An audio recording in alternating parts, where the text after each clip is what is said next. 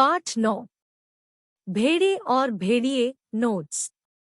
पशु समाज में इस क्रांतिकारी परिवर्तन से हर्ष की लहर दौड़ गई कि सुख समृद्धि और सुरक्षा का स्वर्ण युग अब आया और वह आया। वन के पशुओं ने एक मत से क्या तय किया और क्यों? वन में प्रजातंत्र की स्थापना का आशय स्पष्ट कीजिए। उत्तर, वन के पशुओं ने एक मत से तय किया कि वन प्रदेश में प्रजातंत्र की स्थापना होनी चाहिए, क्योंकि उन्हें लगने लगा था कि अब वे सभ्यता के ऐसे स्तर पर पहुंच गए हैं जहां उन्हें एक अच्छी शासन व्यवस्था अपनानी चाहिए। वन प्रदेश में भेड़ें बहुत थी, इसलिए प्रजातंत्र स्थापित होने पर पंचायत में उन्हीं का बहुमत होगा, वे ही राज करेंगी। क्रांतिकारी परिवर्तन का प्रयोग किस संदर्भ में किया गया है? स्पष्ट कीजिए। उत्तर, क्रांतिकारी परिवर्तन का अर्थ है कि जब पंचायत में भेड़ों का बहुमत होगा तो वे ही कानून बनाएंगी कि कोई जीवधारी किसी को न सताए, न मारे, सब जिए और जीने दें। समाज शांति, स्नेह, बंधुत्व और सहयोग पर आधारित हो। जंगल में हर्ष की लहर क्यों दौड़ गई? सुख समृद्धि और सुरक्षा के स्वर्ण युग का आशय स्पष्ट कीजिए। उत्तर, पशु समाज को लगा कि वन में प्रजातंत्र की स्थापना होने से सुख समृद्धि और सुरक्षा का स्वर्ण युग आ जाएगा। सुख समृद्धि और सुरक्षा का अर्थ है कि अब भेड़ों का भय दूर हो जाएगा, भेड़ों का बहुमत होगा, इससे वे ही कानून बनाएंगी जिसमें सबको बिना किसी भय के जीने का अधिकार होगा। जंगल में किस प्रकार का प्रजातंत्र आया? उसका क्या परिणाम निकला? क्या सुख समृद्धि और सुरक्षा का स्वर्ण युग आया? उत्तर, जंगल में चुनाव हुआ। भेड़ों ने भेड़िए को अपना प्रतिनिधि चुना। पंचायत में पहला कानून बनाया गया, हर भेड़िए को सवेरे नाश्ते के लिए भेड़ का एक मुलायम बच्चा दिया जाए, दोपहर के भोजन में एक पूरी भेड़ तथा शाम को आधी भेड़ दी जाए। जंगल में सुख समृद्धि और सुरक्षा का स्वर्ण युग नहीं आया। सीधी सादी भेड़ों ने स्वार्थी और धोखेबाज भेड़ियों के बहकावे में आकर भेड़िए को ही अपना राजनेता चुन लिया और वे उनका शोषण करने लगे। तो बूढ़े सियार ने बड़ी गंभीरता से पूछा, महाराज, आपके मुखचंद्र पर चिंता के मेघ क्यों छाए हैं? महाराज शब्द का प्रयोग किसके लिए किया गया है?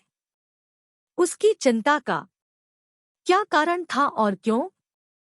उत्तर, महाराज शब्द का प्रयोग भेड़िए के लिए किया गया है। उसकी चिंता का कारण वन प्रदेश में प्रजातंत्र की स्थापना था। यदि पंचायत में भेड़ों का बहुमत हो गया और यह कानून बना दिया गया कि कोई पशु किसी को न मारे, तो वे क्या खाएंगे? सियार ने उसकी बात सुनकर क्या उत्तर दिया? इस उत्तर से उसके चरित्र की किस विशेषता का पता चलता है? उत्तर, भेड़िए की बात सुनकर सियार ने अपने दांत निपोर कर कहा कि हम क्या जाने महाराज, हमारे तो आप ही माई बाप हैं, हम तो कोई और सरकार नहीं जानते। आपका दिया खाते हैं, आपके गुण गाते हैं। इस उत्तर से पता लगता है कि वह चापलूस और मौकाप्रस्त है, जो भेड़िए की हाँ में हाँ मिलाकर अपना स्वार्थ सिद्ध कर लेता है। भेड़िए ने सियार को कौन सी बात बताई और इस संदर्भ में अपनी किस कठिनाई का उल्लेख किया? उत्तर, भेड़िए ने वन प्रदेश की पंचायत के चुनाव की बात बूढ़े सियार को समझाई और बड़े उदास मन से कहा कि चुनाव पास आता जा रहा है, अब यहाँ से भागने के सिवा कोई चारा नहीं, पर जाए भी कहा। बूढ़े सियार ने भेड़िए को उस कनाई से मुक्ति पाने के कौन से 2 उपाय बताए? भेड़िए ने उनके उत्तर में क्या कहा? उत्तर, बूढ़े सियार ने भेड़िए को उस कठिनाई से मुक्ति पाने के लिए पहला उपाय बताया कि वह सर्कस में भर्ती हो जाए। पर भेड़िए ने कहा कि वहां भी शेर और रीछ को लेते हैं, हम इतने बदनाम हैं कि हमें वहां भी कोई नहीं पूछता। फिर सियार ने दूसरा उपाय बताया कि अजायब घर में चले जाए। भेड़िए ने उत्तर दिया कि वहां भी जगह नहीं है, क्योंकि वहां तो आदमी रखे जाने लगे हैं। 3 मुसीबत में फंसे भेड़िए ने आखिर सियार को अपना गुरु माना और आज्ञा पालन की शपथ ली। कब भेड़िया किस मुसीबत में फंस गया था? सियार ने उसे उस मुसीबत से निकालने के लिए क्या आश्वासन दिया? उत्तर, भेड़िए को पता लग गया था कि अब उसका संकटकाल आ गया है। जंगल से अब उनका राज समाप्त होने वाला है। सियार ने उसे आश्वासन दिया कि आप उदास मत होइए। 1 दिन का समय दीजिए। कल तो कोई योजना बन जाएगी। आपको मेरे कहे अनुसार चलना होगा। बूढ़े सियार ने 3 सियारों को किस किस रंग में रंग कर क्या क्या रूप दिया है और क्यों? उत्तर, बूढ़े सियार ने 3 सियारों में से एक को पीले रंग में, दूसरे को नीले रंग तथा तीसरे को हरे रंग में रंग दिया। पीले रंग वाले सियार को विद्वान, विचारक, कवि और लेखक बताया। नीले रंग के सियार को नेता और स्वर्ग का पत्रकार बताया और हरे रंग के सियार को धर्मगुरु का प्रतीक बताया। बूढ़ा सियार चाहता था कि रंगे सियार भेड़िए का प्रचार करे और अपनी मीठी मीठी बातों से भेड़ों को गुमराह कर दे, जिससे कि वे भेड़िए को ही चुने।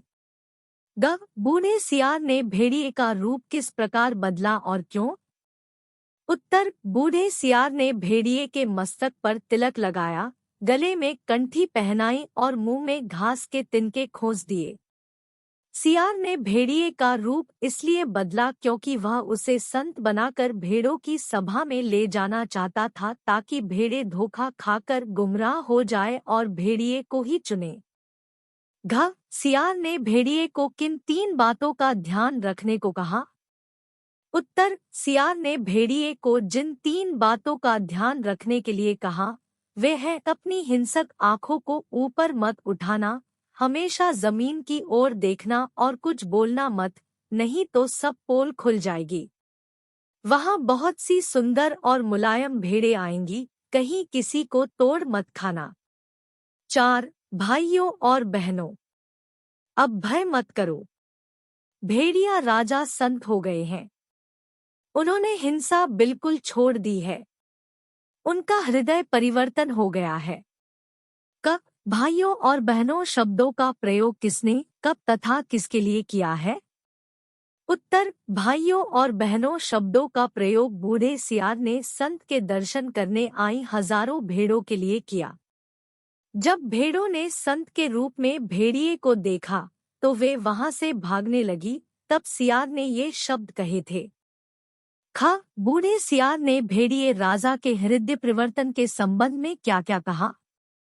उत्तर, बूढ़े सियार ने भेड़िए राजा के हृदय परिवर्तन के बारे में बताया कि वे आज 7 दिनों से घास खा रहे हैं, रात दिन भगवान के भजन और परोपकार में लगे रहते हैं। उन्होंने अपना जीवन जीव मात्र की सेवा में लगा दिया है। वे अब किसी का दिल नहीं दुखाते। भेड़ों से उन्हें विशेष प्रेम है। बूढ़े सियार ने इस संबंध में भेड़िए के बारे में क्या बताया?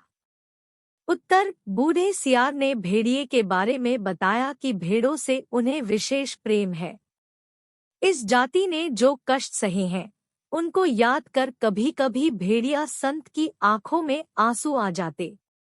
उनकी अपनी भेड़िया जाति ने जो अत्याचार आप पर किए हैं, उनके कारण भेड़िया संत का सिर झुका हुआ है। अब वे शेष जीवन आपकी सेवा में लगाकर अपने पापों का प्रायश्चित करेंगे। अब वे सर्वस्व त्याग चुके हैं। अब आप उनसे भय मत करें, उन्हें अपना भाई समझें। बूढ़े सियार ने एक मासूम भेड़ के बच्चे से संबंधित किस झूठी घटना की कहानी सुनाई? उत्तर, बूढ़े सियार ने बताया कि आज सवेरे एक मासूम भेड़ के बच्चे के पाँव में कांटा लग गया, तो भेड़िए संत ने उसे दांतों से निकाला, पर जब वह बेचारा कष्ट से चल बसा तो भेड़िया संत ने सम्मानपूर्वक उसकी अंत्येष्टि क्रिया की।